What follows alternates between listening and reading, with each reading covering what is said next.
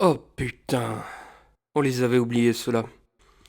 Et voici qui ressortent des salons bleus pour nous vendre leur tisane à 2 sous. Elle contient ce qu'il faut pour faire infuser la division entre ceux qui en seraient et ceux qui n'en seraient pas. Et devinez qui a le droit de décider de tout cela? Eh bien, ces miteux royalistes guindés de leur suffisance pour venir expliquer au bon peuple ce que nous devrions accepter comme étant nos valeurs et nos croyances.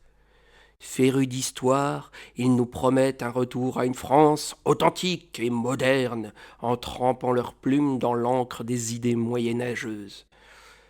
Alors que la jeunesse se meurt de ne pas pouvoir payer son loyer et se voir retirer du montant de ses aides, nos marquis de pacotille viennent, la fleur de lys à la boutonnière, leur psalmodier la promesse d'un futur brillant, en calquant nos attentes sur de possibles décisions de feu roi plus mort qu'un désir sexuel pour Christine Boutin.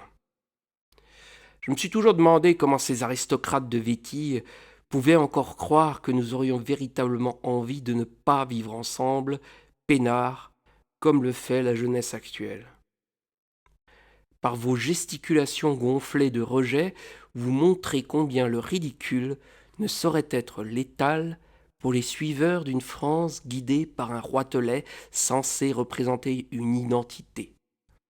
Tout le monde s'en fout de vos combats ineptes, pour la simple et bonne raison que vous n'êtes pas les gardiens séculaires d'un artefact contenant les valeurs forgées par les siècles passés d'un pays qui n'appartient qu'à son peuple. Il ne vous appartient pas, maudits maurassiens, de scinder les citoyens dans des catégories dont les critères font fi de la pluralité et la richesse qu'offre la souveraine nature. L'unique chose universelle est la connerie, qui se manifeste partout, y compris chez moi, de ne pas tendre la main à celui dont la différence nous évoque une quelconque crainte. Si la France va mal, c'est que le peuple va mal. Elle ne respire que par son peuple et ne vit que par le peuple. Et vous vous obstinez, faquin palot, aux urnes scellées, à créer des idées puantes d'une France qui ne pourrait exister qu'à la condition sine qua non de vous ressembler. Maudite engeance de misère, dont les mains ensanglantées par tant de crimes issus d'idées de nationalistes extrémistes rabâchent sans cesse un discours victimaire alors que personne, pour des raisons ethniques, ne s'en prend à vous. Cessez de nous casser les gonades avec vos appels patriotiques, vous dont les aïeux n'étaient jamais en première ligne, qui fuyaient face aux ennemis en ne payant jamais le prix du sang que les ouvriers, les employés, les chairs à canon des colonies, sous les ordres ineptes de vos précieux ancêtres, ont payé tant et tant de fois. Comble du mauvais goût, vous arguez que les autres seraient des collabos, alors que votre nationalisme est aussi flexible et versatile quand une autorité liberticide se trouve aux commandes. Qu'on vous le dise une bonne fois pour toutes, vous nous faites chier avec vos discours débiles. Nous aimons à vivre ensemble.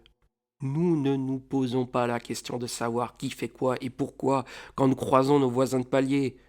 Ce qui nous intéresse n'est pas de savoir si le voisin du premier va donner un prénom de l'église épiscopale et romaine à son petit dernier, mais plutôt comment nous allons pouvoir avoir un avenir car la boîte d'intérim n'a pas encore de mission pour nous après celle-ci. On s'en tape de vos analyses de foutraques bellicistes qui jurent solennellement que telle couleur de peau serait un indicateur d'une bonne qualité de française ou de français. Vous nous prenez pour des jambons à vouloir nous coller vos étiquettes d'appellation d'origine certifiée, par vous naturellement, sur le coin de la gueule. Nous nous parlons et nous nous acceptons avec nos différences. La différence que l'on ne comprend pas, c'est pourquoi avec tant de richesse dans ce pays, nos laquais de la finance, censés défendre nos intérêts, se vendent entourés de leurs communicants aux plus offrants. Il y a tellement de millions de Françaises et de Français qui ne désirent qu'une chose, vivre tranquillement, ensemble, à boire des coups entre amis, et que ce soit aux zinc ou aux terrasses. On leur a menti, on les a bernés, on les martyrise par l'impossibilité de construire un futur, de parler librement, de s'épanouir à côtoyer l'autre et son parcours. Et vous, Vous vous obstinez à rajouter sempiternellement la division selon vos critères idéologiques, faisant croire à des millions de Françaises et de Français qu'ils ne seraient, en leur corps même, pas de véritables Français. On vous emmerde, sachez-le, et vous pouvez toujours faire vos colloques à vomir vos idées puantes d'un nationalisme retardé au travers d'images d'Épinal du sacre de celui-ci ou de celui-là, quand c'est la sueur et le sang de milliers d'anonymes dont personne ne parle qui ont fait hier et aujourd'hui encore battre le cœur de notre pays. Nous, le peuple, dans toute sa diversité et sa richesse, nous dressons notre majeur au ciel face à toute autorité voulant nous soumettre à des idées néfastes, à notre simple joie quotidienne d'exister, de manger, boire, aimer ce que bon nous semble, quand bon nous semble et avec qui bon nous semble.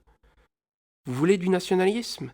Eh bien écoutez combien nous avions déjà prévu votre venue, par une strophe d'une chanson d'un certain Rouget de Lille. Cette strophe qui s'adresse à vous, aux technocrates bruxellois, aux élus arrivistes actuels, se dévoyant dans la fosse à purin d'un néolibéralisme éhonté dont le cynisme, le désir de mort et de destruction ne font qu'un.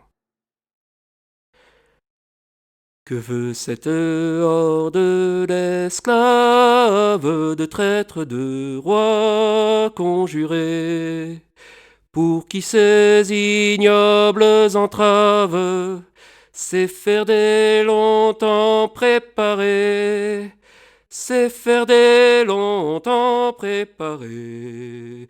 Français pour nous, à quel outrage, quel transport il doit exciter. C'est nous qu'on ose méditer de rendre à l'antique esclavage. Sachez que vous bilvesez, qu'il vous plaît d'éructer dès que dans la froideur anonyme d'une salle polyvalente, il vous est tendu un micro, n'existe justement que parce que la France reconnaît les différences d'opinion. Mais ne pensez pas, sous le fallacieux prétexte qu'on vous donne la parole, que nous ayons à cœur de croire vos névroses personnelles comme étant le destin d'un pays et donc de son peuple. C'est la raison pour laquelle vos colloques sont vides. C'est la raison de vos scores minables aux élections et c'est la raison pour laquelle nous, les Françaises et les Français, on vous pisse à l'arrêt public.